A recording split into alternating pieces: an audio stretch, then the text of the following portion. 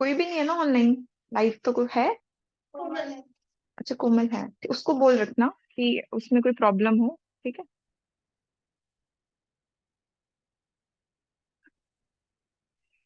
कल आए थे आप?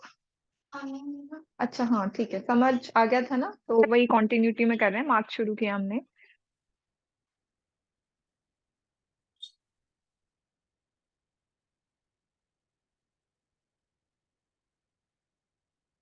चलो लेट्स स्टार्ट। कल हमने कहाँ पे खत्म किया था? फोर स्टेजेस, ठीक है। जैसे मैंने कहा कि explanation next mode of production में भी करवाऊंगी। डिपेंडिंग ऑन द क्वेश्चन क्या पूछा जाता है, आपको उसके हिसाब हिसाब से लेंथ देनी होती है आंसर्स को, ठीक है। ये कट कॉपी पेस्ट वाला चीज नहीं है कि जो लिखवाया है सिर्फ वही है। जब हम पूरा पढ़ लेंगे तो क्वेश्चन मिक्सचर बनता है हमेशा, स्पेशली आपके जो थिंकर्स होते हैं, ठीक है। एंड कार्ल मार्क्स का तो एक ही चीज है जो अगर आपने समझ ली, इनके लास्ट तक थ्योरी सिमिलर है। जो क्लास स्ट्रगल की बात करते हैं, बस अगेन टर्मिनोलॉजीज, कुछ सारी चीजें और लॉज आज की इधर उधर की चीजें वो हम पढ़ते हैं, ठीक है। सो yesterday वी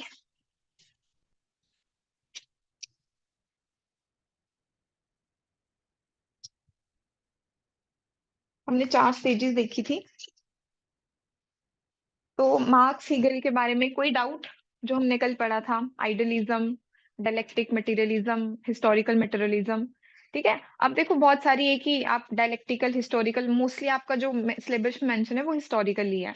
अब जैसे जो मैंने आपको एंजल बता रही थी, जो को ऑथर थे उनके साथ में जो काम करते थे, he has talked about a सब पार्ट ऑफ की डायलेक्टिक मटेरियलिज्म। बट जनरली इसको सिंपल करने के लिए हम हमेशा इसको एक ही रेफर करते हैं कि ठीक है। In fact there are now standard books जो मार्क्स की खुद की लिखी हुई है, जब आप उसमें पढ़ोगे तो you will find number of theories, number of things. एक चीज को उन्होंने 100 वेज में जो है एक्सप्लेन किया हुआ है, different different example. But again from the for the examination point of view वो सारी चीजें नेसेसरी नहीं है, ठीक है। सबका अपना अपना एक मेथोडोलॉजीज होती है करवाने की। बट जो मिनिमम एंड मैक्सिमम एग्जाम के लिए जो रिक्वायर्ड है, that will be holistically covered, ठीक है।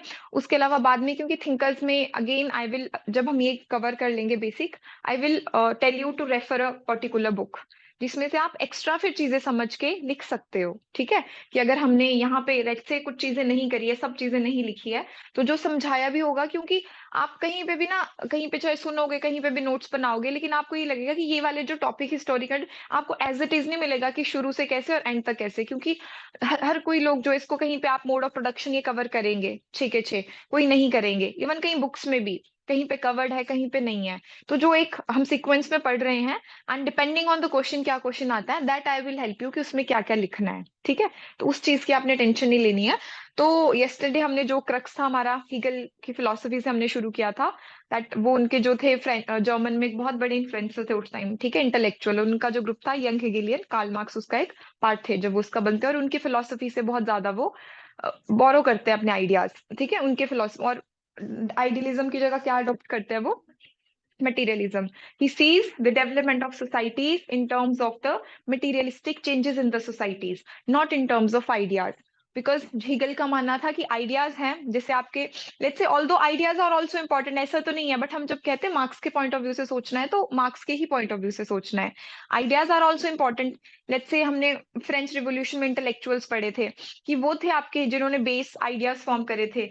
अब हम उसको भी अगर मार्क्स एक्सप्लेन करेंगे कि वो भी, उनकी भी मटेरियलिस्टिक कंडीशन व सच, और सोसाइटी की कंडीशंस वर सच कि उनके वो आइडियाज डेवलप हुए।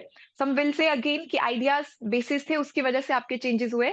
बट नहीं, मार्क्स रिफ्यूट करते हैं कि आइडियाज आर नॉट, अपने आप में आइडियाज कुछ नहीं है, अनटिल अनलेस आपका जो मटेरियलिस्टिक कंडीशंस है, जो आपका इकोनॉमिक कंडीशंस है, दैट हैज इन्फ्लुएंस, ठीक है, उसका ही इन्फ्लुएंस से आपके आइडियाज चेंज होते हैं सोसाइटी में, ऑलराइट। तो उसके बाद हमने कुछ उसका चार वो करे थे मोड ऑफ हिस्टोरिकल जो फेजेस थे।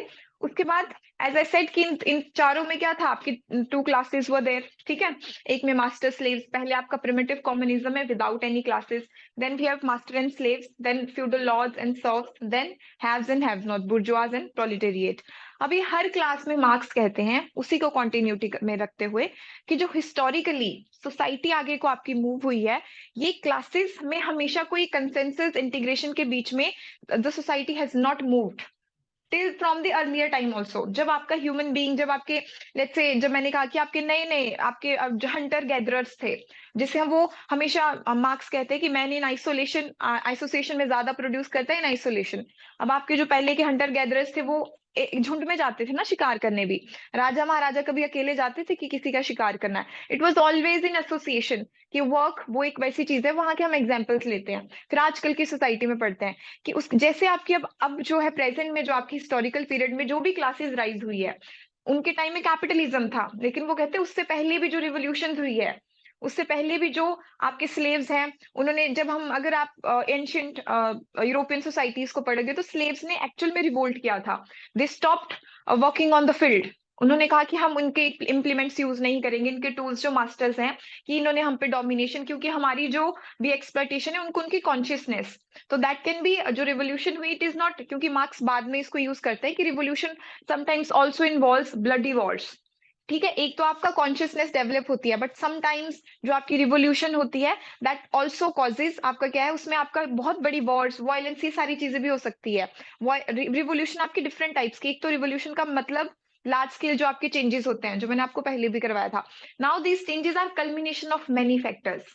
कुछ आपके इनहेरेंट जो इनइक्वालिटीज, इनहेरेंट चीजों से जो आपकी कॉन्शियसनेस, मेन चीज कॉन्शियसनेस, जो वो मैन और एनिमल को डिफरेंशिएट करता है, it is just the consciousness. इन दोनों के बीच में क्या आपका एक चीज जो डिफर करती है, we can think, we can act, animal can't do that. देख, उनका जो है इनबिल्ट जो नेचर है वो उसी हिसाब से चलते हैं, ठीक है, उनकी अपनी कॉन्शियसनेस होती है कि आप अपने हिसाब से, आपका मूड होगा तब उठोगे, ये करोगे, नहीं। उनका जो नेचर ने प्रोवाइड किया है उसके ऊपर उनका कोई ज्यादा कंट्रोल नहीं है। We have control the nature. हमने नेचुरल फोर्सेस को कंट्रोल किया थ्रू आर कॉन्शियसनेस। ठीक है। तो ये जो भी आपकी चारों आपके मोड ऑफ प्रोडक्शन थे, चारों आपके हिस्टोरिकल पीरियड से, ये चारों में जो भी क्लासेस थी, they were always in conflict with each other, and the result of the change in the stages was not the result of consensus but the conflict antagonism in each stage। हर एक stage में हमेशा जो आपकी subject class थी, जो आपकी ruling, जो आपकी रूल थे, those who are being ruled by the ruling class, they were subject to the exploitation.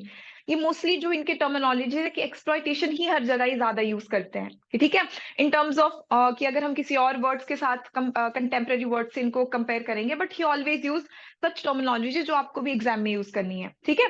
So he says that the result of history की जो भी डेवलपमेंट हुई है, चाहे वो अभी के टाइम है या आपके हिस्टोरिकल टाइम में जो भी आपकी रिवोल्यूशन हुई है, that was the result of conflict in the society. That is how कि आपकी जो मेटेरियलिस्टिक कंडीशन जैसे जैसे चेंज हुई, हिस्ट्री आपकी प्रोग्रेस करती गई, एंड ये तब तक प्रोग्रेस करेगी जब तक आप एक फाइनल स्टेज पे नहीं पहुंचते हो, दैट इज योर कम्युनिज्म। ठीक है। सो वहां तक हमने किया था, इसके आगे थोड़ा सा लिख लो जो चारों स्टेजेस हमने की थी।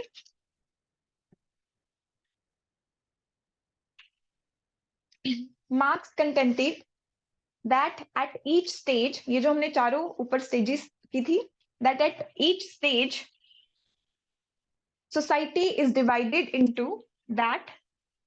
कल की कंटिन्यूटी में मार्क्स ने बोला, मार्क्स स्टेटेड दैट और he contented that at each stage, at each stage society is divided into antagonistic classes।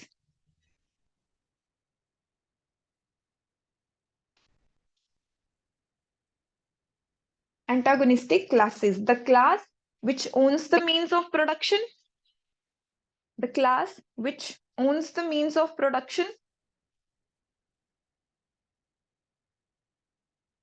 and controls the forces of production, ये आपकी have class, ठीक है। The class which owns the means of production and controls the forces of production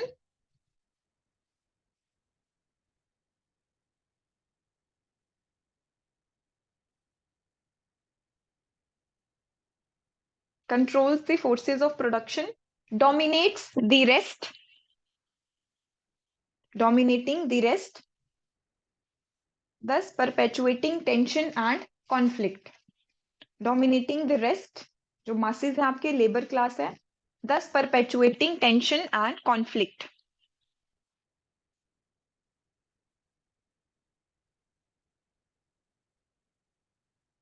Second, he says that at each stages, ये जो हमने चारों stages पढ़ी है, इन्हीं स्टेजेस को वो आगे डिफाइन करते हुए कि हर एक स्टेज में at each stages of historical development,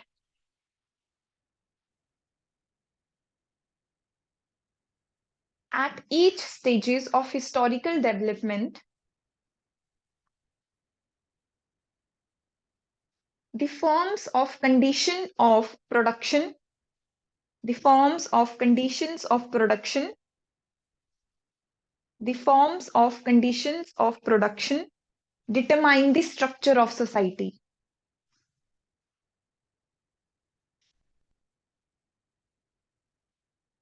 Forms of conditions of production determine the structure of society.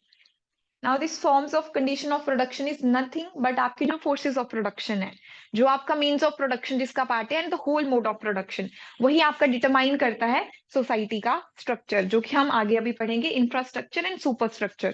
ठीक है, diagrammatically that should also be used in the examination. All right.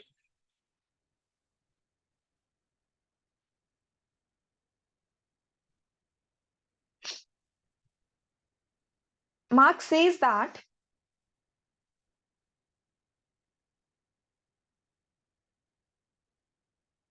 all the social, political, and intellectual relations, all the social, political, and intellectual relations, all religious and legal system, all religious and legal system, all the theoretical outlooks, all the theoretical outlooks,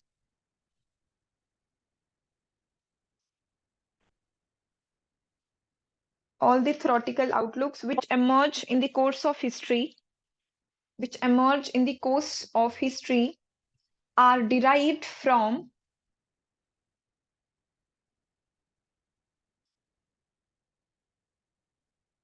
which emerge in the course of history are derived from the material conditions of life. Material conditions of life.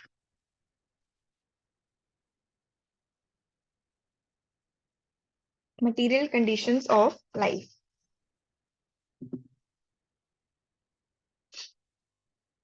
ठीक है, इसमें अब जैसे अब हम इनका basic, ये जो आपका समझे आपकी सोशल, पॉलिटिकल, इकोनॉमिक, आपके सॉरी कल्चरल, आपके रिलीजियस लॉज, ये सारी चीजें आपका पार्ट ऑफ सुपर स्ट्रक्चर है. ये जो through the course of history ये सारे जो चेंजेस आते हैं, that is the result of your materialistic conditions of life. यही सिंपल चीज है. इसके बाद this is what the diagram that you can make, कि जैसे ये है आपका इकोनॉमिक इंफ्रास्ट्रक्चर. ठीक है, इसको सब स्ट्रक्चर भी कहते हैं, इकोनॉमिक इंफ्रास्ट्रक्चर. एंड ये सब का क्या है, this is the basis, it is basis of everything. ये क्या है, लाइफ का आपका बेसिस है अकॉर्डिंग टू मार्क्स. एंड जो आपके लॉज हैं, आपका रिलीजन है, आपका पॉलिटिकल इंस्टीट्यूशन है, आपका और आपके सोशल इंस्टीट्यूशंस है, आपकी फैमिली है, योर एजुकेशन एटसेट्रा, ये जो है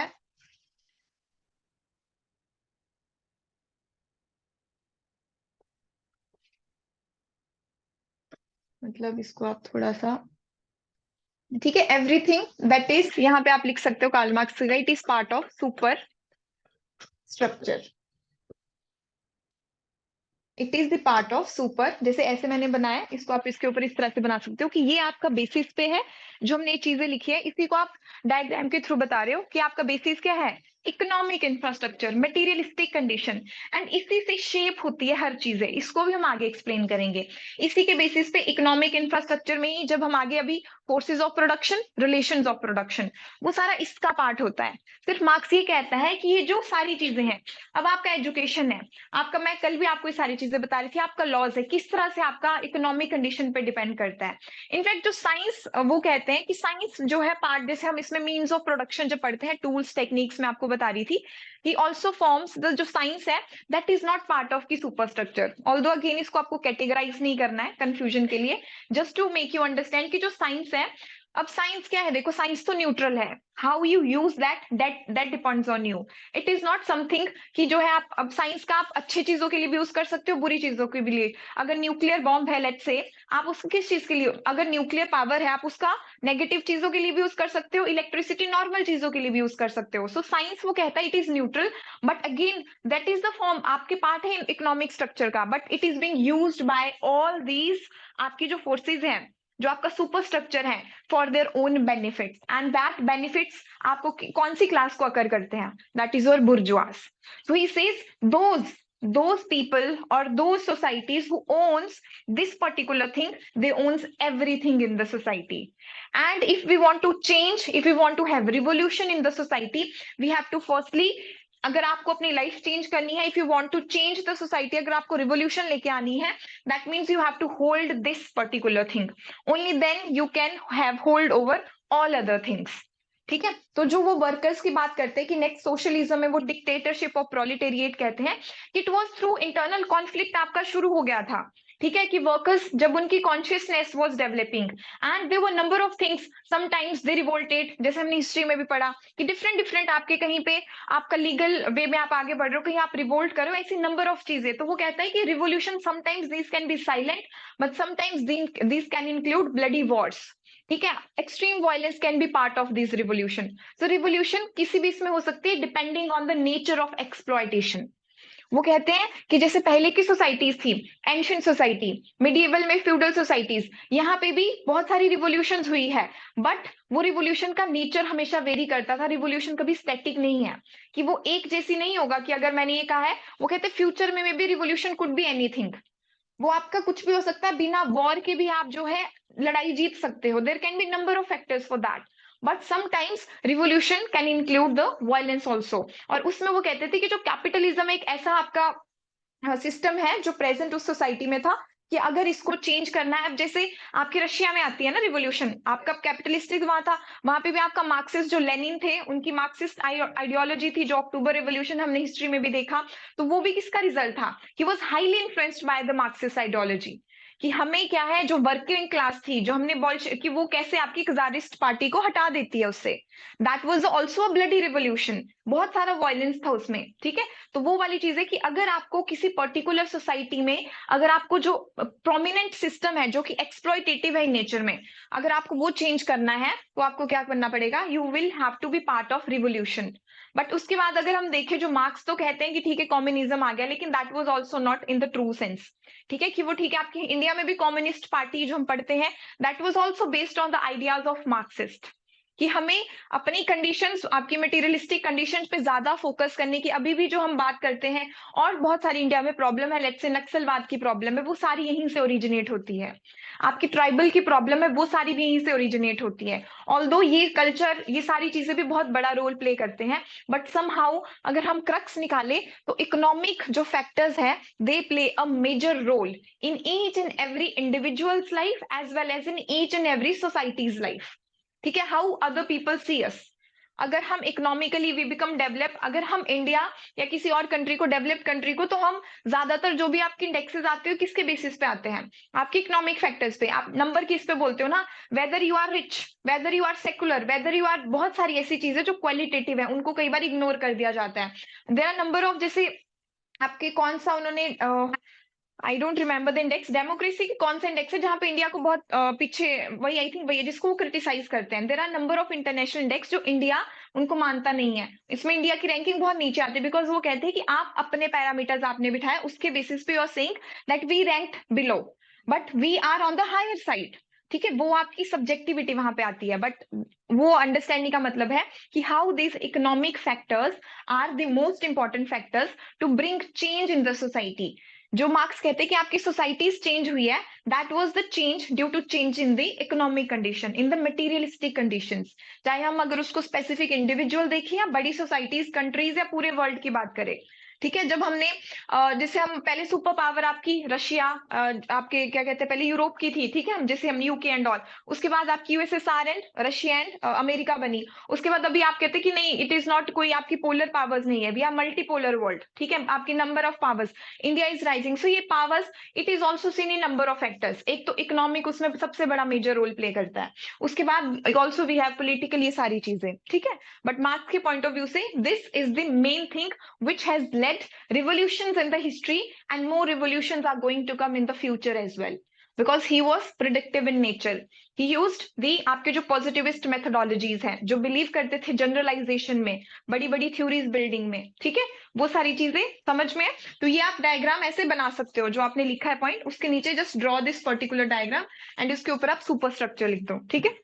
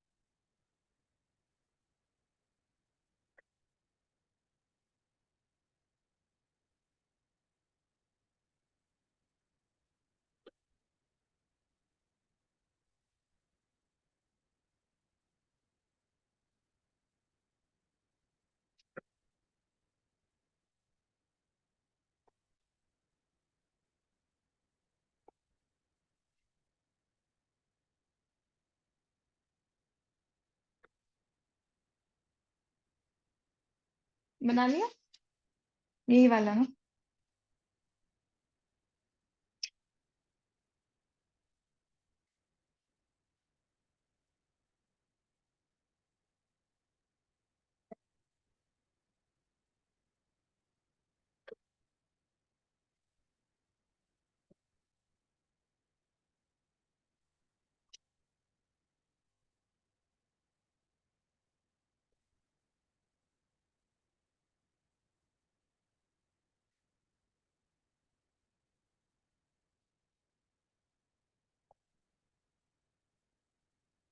डन, ठीक है, ये आपका ओवरऑल बना लिया ना सबने, ठीक है। कल्चर भी डाल सकते हो इसमें, कल्चर, ठीक है, कल्चर इज ऑल्सो मेजर, वो मैंने अपने से, education, laws, religion, political, social, family, culture, everything except the economic system, ठीक है। उसके बाद ये जो आपका इकोनॉमिक इंफ्रास्ट्रक्चर है, कि मार्क्स इसके बारे में बात करें कि इसको अगर चेंज होता है तो आपकी सारी चीजें चेंज होती है। बट अभी इकोनॉमिक इंफ्रास्ट्रक्चर क्या है आपका, मटेरियलिस्टिक कंडीशन। सो यहाँ पे इट इज दिस, कि ठीक है, पहला का वो कहते हैं कि जो भी इकोनॉमिक, जो भी मोड ऑफ प्रोडक्शन, कि जो भी आपके मोड्स हैं प्रोडक्शन के, सोसाइटी डिफरेंट डिफरेंट टाइम्स में डिफरेंट डिफरेंट प्रोडक्शन, हमने 4 स्टेजेस पढ़ी। प्रिमिटिव सोसाइटी में मोड ऑफ प्रोडक्शन में आपका पहली चीज आती है फोर्सेज ऑफ प्रोडक्शन, कि क्या फोर्सेज है बिहाइंड दैट प्रोडक्शन, मतलब क्या टेक्नोलॉजी, क्या टूल्स आप यूज कर रहे हो, ठीक है। उसमें आपका अगेन इसमें मीन्स ऑफ प्रोडक्शन, ये फर्दर डिवाइड है, वही tools, technology and labour power. And second is relations of production, कि जो उसमें प्रोडक्टिव फोर्सेज में रिलेशंस कैसे हैं। अब जैसे अगर हम प्रिमिटिव कम्युनिज्म की बात करें, फोर्सेज ऑफ प्रोडक्शन क्या थी, प्रिमिटिव कम्युनिज्म जो हमने फर्स्ट लिखा है, what would be the forces of production. Yes, that is what, आपकी सिंपल जो हर चीज है वो क्या, आपका, आप कोई एक्सट्रीम मशीन्स यूज नहीं कर रहे हो, आप सिंपल क्या चीजें यूज कर रहे हो। और चलो हंटिंग गैदरिंग में ले लो, हमने प्री हिस्टोरिक पीरियड देखा, आप क्या यूज कर रहे हो, स्टोन्स। उसके बाद आप धीरे धीरे डेवलप करते हो ना चीजें, वो चीजें की बहुत सिंपल, आपको वही आपकी सारी कम्युनिटीज आती है प्रिमिटिव सोसाइटीज में, ठीक है। चाहे वो हंटिंग गैदरिंग है, उसके बाद की बात कर लो, कि उनके जो टूल्स होते थे वो क्या होते थे, बहुत primitive, they were not advance, ठीक है। वो कितना ही प्रोड्यूस कर सकते थे अपने सर्वाइवल के लिए, आपको अपने आप को सस्टेन करने के लिए। और जो रिलेशंस ऑफ प्रोडक्शन थे, अब जो प्रोडक्टिव फोर्सेज है, मतलब whatever you are producing, उसमें आपके रिलेशंस कैसे हैं, the between when it comes to work, कि हाउ योर रिलेशंस विद, एक तो आपका, दूसरी अगर देर आर क्लासेस, कि लेट्स से 2 क्लासेस है, कि हैव एंड हैव नॉट की क्या रिलेशन है, दूसरा कि आपकी इकोनॉमिक की कौन किसको ओन कर रहा है। तो प्रिमिटिव कम्युनिज्म में रिलेशंस ऑफ प्रोडक्शन कैसे थे, इक्वल थे, यस। आपके कोऑपरेटिव बेस थे, हिरार्किकल स्ट्रक्चर नहीं था, एक्सप्लॉइटेशन नहीं थी। ये आपके रिलेशंस ऑफ प्रोडक्शन आते हैं। अगर हम अभी मास्टर्स उसमें एंशिएंट स्लेव सोसाइटी में है, तो यहाँ पे आपके फोर्सेस ऑफ प्रोडक्शन क्या हुए? क्या बताओ आपके फोर्सेस ऑफ प्रोडक्शन? देखो मार्क्स। फोर बोलो बोलो बोलो, चलो बोलो। मास्टर्स थे जो उनके पास रिसोर्सेज आ गए, हम्म। जिनके अंडर रह के फिर स्लेव्स को काम करना पड़ा, तो डिफरेंस। यस। हाँ, मतलब जो मास्टर क्लास थी आपकी, अब जो यस दे वर हैविंग जो फोर्सेस ऑफ प्रोडक्शन इस टाइम जो है, एग्रीकल्चर जो आपका डेवलप होता है ना, वो फ्यूडलिज्म में थोड़ा ज्यादा डेवलप होता है। यहाँ पे लैंड सेंट्रल बनने लगता है। मतलब आपकी जो भी एक्टिविटीज है, जो स्लेव्स होंगे वो आपके अकॉर्डिंग काम करेंगे। दे डोंट, उनका अपनी बॉडी पे भी कोई राइट नहीं है। They are completely owned by the master class. चाहे वो एग्रीकल्चर हो, चाहे वो किसी किंगडम में किसी चीज पे काम करना हो, चाहे वो कोई भी काम हो। जो स्लेवरी थी दैट एग्जिस्टेड देयर। जो स्लेवरी है ना, इसका मेन फोर्स है बिहाइंड द प्रोडक्शन। जो फोर्सेस ऑफ प्रोडक्शन में मेन चीज है वो आपकी स्लेवरी थी। क्योंकि जो स्लेव्स थे, चाहे उन कंपल्शन की वजह से जो भी उनके रीजंस थे, it was center to the slavery. Everything was कि जो भी काम आपको, जो भी आप प्रोड्यूस कर रहे हो, that was the result of कि those people who are giving their labour free of cost, without having any rights over anything. All their family relations, with whom you are going to marry, at which age you are going to marry, वो सारी चीजें masters decide करते थे। You did not have any right over your own. आपकी अपनी body पे rights नहीं है, उसके अलावा आपके कोई और राइट्स क्या हो सकते हैं? ठीक है। और जो रिलेशंस ऑफ प्रोडक्शन थे वो कैसे थे फिर? आपका अनइक्वालिटी शुरू होगी, एक्सप्लॉइटेटिव, आपके धीरे धीरे ये सारी चीजें, हिरार्किकल स्ट्रक्चर, आपकी क्लासेस इमर्ज हो गई। ऑल्दो जब मार्क्स कहते हैं कि कैपिटलिज्म में, वो कहते हैं एक्सट्रीम एक्सप्लॉइटेशन। इससे पहले भी एक्सप्लॉइटेशन था, बट जो कैपिटलिस्ट वो जो सोसाइटी पढ़ता है कि वो उसको एक्सट्रीम, लेकिन यहाँ से वो शुरू होगी। हिरार्किकल आपका स्ट्रक्चर, अनइक्वालिटी, वो सारी चीजें यहाँ पे शुरू होती है। उसके बाद आपकी फ्यूडल सोसाइटी आती है। फ्यूडल में अब आपका लैंड सेंट्रल आता है। जो अगर लैंड को ओन करता है, फ्यूडल लॉर्ड्स, अब आप रेंट पे चाहे सर्व्स को दे रहे हो या फिर वो आपकी फील्ड्स पे काम कर रहे हैं, आप उनको भी क्या कर रहे हो? You are controlling them. आप टैक्सेस कौन भरेगा? आपके सर्व्स भरेंगे। एवरीथिंग, काम भी वो करेंगे और हर चीज भी वो करेंगे, and you are just enjoying the fruit of their labour, उनकी जो प्रोडक्शन है। तो यहाँ पे भी फोर्सेस ऑफ प्रोडक्शन क्या थे? जो आपके लैंड, एग्रीकल्चर आपका बेसिस बनता है। जैसे जैसे आपकी सोसाइटी के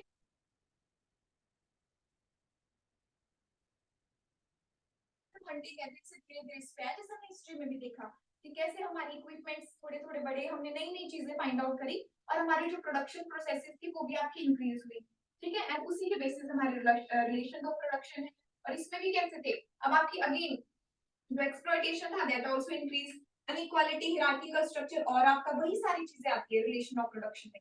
कि यहाँ पे दो चीजें आती है, एक जो ओन कर रहा है प्रॉपर्टी को, एंड दूसरा कि उनके मैन एंड मैन के बीच में कैसे रिलेशन रहते हैं। Those are in terms in the state of exploitatory. ठीक है, एक्सप्लॉइटेटरी आपकी रिलेशंस हैं बिटवीन दोस टू क्लासेस, जो आपकी number of, and then your comes your capitalist system, जहां पे फोर्सेस ऑफ प्रोडक्शन क्या है? आपका कैपिटल मेन चीज है। those who is holding the capital, machinery, everything, factory, और उनका क्या है? they are holding the forces of production, and उसी के बेसिस से आपके relations of production है। एक आपकी वो क्या कर रहे हैं? they are owning everything, and दूसरी साइड में exploitation of the workers, of the laborers। और इसमें जो नेक्स्ट है that is again it is further division just to forces of production का means of production में आप क्या लाते हैं? जो मैंने कहा tools। ठीक है, अभी तक मैं पूरा आपको बता रही forces of production. Again means मतलब क्या क्या मींस है, जैसे इसमें टूल्स, टेक्निक्स, जो भी आपके इंप्लीमेंट्स है, इक्विपमेंट्स है, science is also part of this. कि पहले अगर हम देखें फोर्सेस ऑफ प्रोडक्शन में क्या साइंस डेवलप थी? अगर हम प्रिमिटिव की बात करें, नहीं। आपके जब आपकी साइंटिफिक हमने रिवॉल्यूशन, कमर्शियल रिवॉल्यूशन, साइंस का जब यूज होने लगा फील्ड वर्क में, उस टाइम पे आपका नेचर कंट्रोल कर रहा था, but as the science developed you started controlling the nature. तो इसलिए science comes under the forces of production. It becomes a force to produce something. Right now we are in a completely scientific world where everything is related to science. मतलब हम कुछ भी चीजें कितने minutes में आप जो है चीजें बना सकते हो। ठीक है, with the help of application of sciences in the natural world. And the labour power and knowledge is just जो आपकी दूसरी क्लास है, आपके वर्कर्स हैं, कि उनकी आपकी पहले उनकी लेबर, उनका नॉलेज भी क्या था? पहले आपका माइन्यूट था, धीरे धीरे वो जैसे आपकी क्लासेस, जैसे आपकी सोसाइटी इमर्ज करती है, इनकी पावर, इनका नॉलेज भी क्या होता है? वो भी एक्सपैंड होता है। जितना उनका एक्सपैंड होता है, मार्क्स कहते हैं उतना उनकी क्या होना चाहिए, लिबर्टी मिलनी चाहिए, फ्रीडम मिलनी चाहिए, बट उसका उल्टा हो रहा है। मतलब आपकी जो भी थिंकिंग है वो भी प्रोग्रेस हो रही है, आपका नॉलेज भी प्रोग्रेस हो रहा है about cultivation, about what kind of family, what kind of society you should live in, what are your rights, everything, but still that is being exploited by the capitalist class. ठीक है, यहाँ पे आपके means of production and this is your labor power और knowledge, या कहीं पे आपको categorization नहीं भी मिलती है तो simple forces of production, और forces of production में means of production ज्यादा यूज करते हैं, means of production बोलो, forces of production बोलो, so it is a sub part of, जैसे मैंने historical materialism में dialectic काफी similar है, वैसे that is some part of, sometimes it is considered as, क्योंकि आपको जो क्वेश्चन आता है that is historically, जब अगर आप किसी लेट्स से कॉलेज इसमें पढ़ते हो तो वहां पे थोड़ी सी डिफरेंशिएट वो कर देते हैं क्योंकि वहां पे 2 मार्क्स से सारी चीजें क्वेश्चंस आते हैं, बट नाउ यूपीएससी का पैटर्न के हिसाब से आपको आगे बढ़ना है, ठीक है।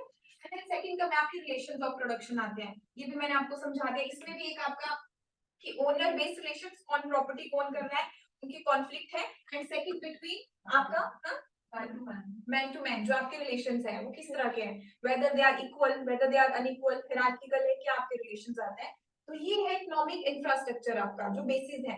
Marks says those who owns this forces of production, forces now के मींस आपके टूल्स, टेक्नोलॉजी, साइंस, कैपिटल, जो भी हमने सारी चीजें पढ़ी है, जो इसको ओन कर रहा है उसी के बेसिस पे ये आपके डिसाइड होते हैं। अब देखो हमने आपकी जो चारों स्टेजेस है, अगर हम फोर्सेस ऑफ प्रोडक्शन जैसे जैसे आपकी राइज होती है, लेट्स से आपके प्रिमिटिव में चलो बहुत कम थी स्लेव्स, कैपिटलिज्म में आपकी क्या होता है, फैक्टरी सिस्टम थोड़ा सा इंक्रीज होता है, जो रिलेशंस थे पहले कैसे थे कि थोड़े कम आपके, इतनी ज्यादा आपको नहीं पता था कि कंप्लीटली आपकी स्पेशलाइजेशन ऑफ लेबर, जैसे अभी वर्कर्स फैक्ट्रीज पे काम करते हैं, दैट इज डिफरेंट कि आपको अपना अपना इसमें संभालना है, पहले वो क्या करते थे, हर एक काम में हाथ बटाते थे, ठीक है, उससे पहले की सोसाइटी। तो मार्क्स कहते हैं कि जब इनमें कॉन्ट्राडिक्शन आती है इन दोनों में, आपके फोर्सेस ऑफ प्रोडक्शन जो मैंने आपको कहा कि ये ज्यादा पेस से आगे बढ़ते हैं, लेकिन जो रिलेशन ऑफ प्रोडक्शन है उनमें उतनी तेजी से वो नहीं बढ़ते हैं, तो इसमें कॉन्ट्राडिक्शन आती है, बिकॉज आपकी साइंस, टूल्स, टेक्निक्स बहुत जल्दी डेवलप हो जाते हैं, ठीक है, आप इसमें यूज करते हो अपने नॉलेज का, लेकिन जो एग्जिस्टिंग पहले अगर कोऑपरेटिव आपके रिलेशन थे, लेकिन फिर वो क्या होता है, एंटागोनिज्म, कॉन्फ्लिक्ट आना धीरे धीरे शुरू होता है, बिकॉज यहाँ से कुछ क्लासेस एमर्ज होके जाती है, यहाँ पे आपके कुछ बुर्जुआज बनते हैं, मिडिल क्लास बनते हैं, कुछ पीछे रह जाते हैं, that is the result of इन दोनों में कॉन्ट्राडिक्शन, कि एक का पेस जो फोर्सेस है वो आपकी इंक्रीज होती जा रही है, मल्टीप्लाई होते जा रही है, बट जो रिलेशन है वो कहीं ना कहीं अभी भी क्या है, वो पीछे रह जाते हैं, जैसे हमने कल्चरल लैग में पढ़ा था, ठीक है, कि आपका इकोनॉमिक पेस अगेन सिमिलर जो आपका कॉन्सेप्ट है that will be applicable here in a different language and different manner, ठीक है। ये मार्क्स कहते हैं कि ये आपका फॉर्म करता है economic infrastructure, changes in this leads to changes in everything in the society, from every historical period this was the basis of everything, कि जो फोर्सेस आपकी जैसे भी रही है, जैसे जैसे वो इंक्रीज होती गई है, जैसे मैंने आपको ये लिखवाया कि आपका man is a social animal, ठीक है, वो उनकी एक सेट ऑफ नीड्स पूरी होती है, वो सारी चीजों में आपकी फिट होती है, बाद में मार्क्स ये भी कहते हैं कि अगेन यहाँ पे आप, हम इंडिविजुअल है, हमारी हमें कॉन्शियसनेस होती है, ठीक है, अगर हम इंडिविजुअल को वैल्यूज दें, आपके जो हीगल थे या जो एडम स्मिथ इकोनॉमिस्ट वगैरह थे उनसे भी वो बहुत इंस्पायर थे, मतलब उनका वर्क काफी इन्फ्लुएंस था, उन्होंने बहुत सारे आइडियाज इधर उधर से लिए थे, ठीक है, जब कोई भी आपका प्रोमिनेंट थिंकर्स बनता है तो उनके बहुत सारे, या आप पॉलिटिकल, किसी इकोनॉमिक, किसी ना किसी थिंकर से आइडियाज फॉलो करते हो, तो ये बोलते हैं कि मार्क्स कहते हैं कि जो हीगल की आइडियोलॉजी थी किस चीज पे बेसिस थी, आपके आइडियाज पे, तो वो कॉन्शियसनेस पे, यहाँ पे मार्क्स कहते हैं कि जो ह्यूमन की कॉन्शियसनेस है वो आपके आइडियाज पे, आपके बीइंग पे, आप क्या हो उस पर डिपेंड नहीं करती है, आपके सोशल बीइंग, आपकी पोजीशन क्या है सोसाइटी में उस पर डिपेंड करती है, मतलब यू डोंट, आप अपनी कॉन्शियसनेस को नहीं बता सकते हो कि आपकी पोजीशन क्या, आपकी एग्जिस्टेंस आपको नहीं पता है, यू डोंट नो, मतलब आप नहीं डिसाइड कर सकते, although you can say I know where I stand, I know ऐसा, आई नो वैसा, इंडिविजुअल आपका नॉर्मल सा कांसेप्ट में, लेकिन मार्क्स कहते हैं your existence is the result of your social position, आपकी खुद की एग्जिस्टेंस, आपकी जो कॉन्शियसनेस है वो इन सारी चीजों की वजह से होती है, you don't have your own consciousness that much कि आप उसको इंप्लीमेंट कर सको, that means as a human being you don't have anything but your existence is the result of your social position, कि आप जो इसमें अगर जो है फोर्सेस ऑफ प्रोडक्शन को ओन कर रहे हैं उनकी जो सोशल पोजीशन है, उनकी कॉन्शियसनेस है कि वो आगे आगे डेवलप करते जाएंगे, that decide their social being, कि वो सोसाइटी में, मतलब एक बीइंग है, आप इंडिविजुअल हो, आप में हर चीज है, लेकिन एक सोशल बीइंग की सोसाइटी में आपकी पोजीशन क्या है, on the basis of materialistic conditions आपकी पोजीशन क्या है। मार्क्स कहता है वो चीज इंपॉर्टेंट है और उसी की वजह से एलियनेशन आता है सोसाइटी में। जब लोग डिटैच फील करते हैं, they don't feel part of, you belong to, आप एक साथ एक किसी इसको बिलोंग करते हैं। जो वर्कर्स की वो बात करते हैं कि क्लास स्ट्रगल वहीं से शुरू होता है, because people can't belong, they can't feel that they belong to a particular thing, they feel alienated, completely alienated, because आप अपने एक इंडिविजुअल की लेबर को उन्होंने प्रोड्यूस किया, मैंने आपको कल चेयर का एग्जांपल दिया था, आप उसको नहीं रिकॉग्नाइज करते हो। आप उसकी जो वर्कर है, वो लेबर है, वो इतना कमाता है, you are recognizing that, you are not recognizing his labour that is adding to the surplus of जो value को वो add कर रहा है, no, but you are recognizing his social being, that means your position in the society, your position in the hierarchy, आपकी कहाँ पे है, ठीक है। ये सारी चीजें वो बातें करते हैं, ये उनका क्रक्स मेन जो चीज है थ्योरी का, ये है कि इसी तरह से आपकी सारी सोसाइटीज ने फंक्शन किया है from the historical period till आपका फ्यूचर में, ठीक है। What happened in problem class में, ठीक है। तो इसको भी आप बना सकते हो, ठीक है। इकोनॉमिक इंफ्रास्ट्रक्चर में forces of production, then relations of production,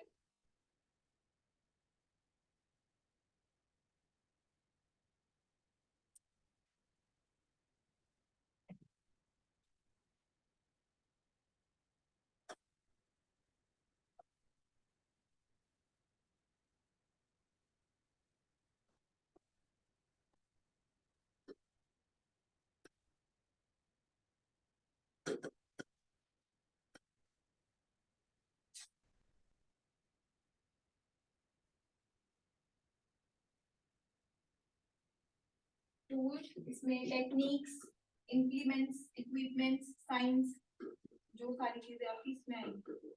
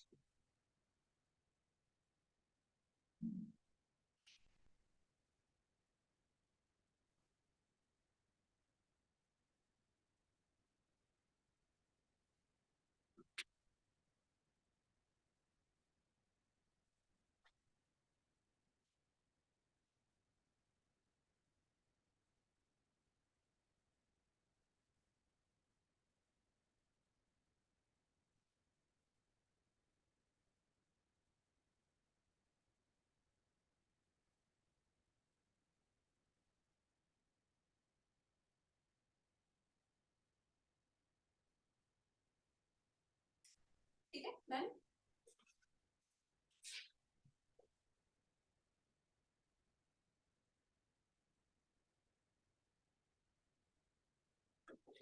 because ये जो आपका इकोनॉमिक इंफ्रास्ट्रक्चर है, अगेन जैसे ये अगर यहाँ पे आपका सुपर स्ट्रक्चर है, जो भी आपके सारे फीचर्स थे, ये क्या कर रहा है, इट इज एक्चुअली हेल्पिंग, इसको शेप करता है, ये आपका economic infrastructure shape is the, और ये क्या करता है, इसको फंक्शनिंग में हेल्प करता है। मतलब जैसे आपके जिसके पास पावर होगी, जिसके पास, उसी के हिसाब से, मतलब दोनों क्या है, कोरिलेटिव है, कंटिन्यूटी में चल रहा है। जिनके पास आपका इकोनॉमिक इंफ्रास्ट्रक्चर होगा, वही क्या करेंगे, यही पावर्स होल्ड करेंगे, एंड ये क्या करेंगे, इसको रेगुलेट करने में हेल्प करेंगे। कि अगर आपकी डोमिनेंस है लेकिन बुर्जुआस है, वही आपका पॉलिटिकल पावर भी होल्ड कर रहे हैं, तो उनकी जो पॉलिसी सारी चीजें क्या होंगी, they will help functioning and maintenance of that particular system. They will, कोई इतनी इजीली छोड़ सकता है कि कोई रिवॉल्यूशन आने दे दे या कोई अपनी पावर जाने दे दे, इट इज नॉट इजी, ठीक है। सो जो अगर किसी को रिवॉल्यूशन लानी है, there needs to be a lot of changes that needs to happen before that particular periods and, ठीक है। It is not,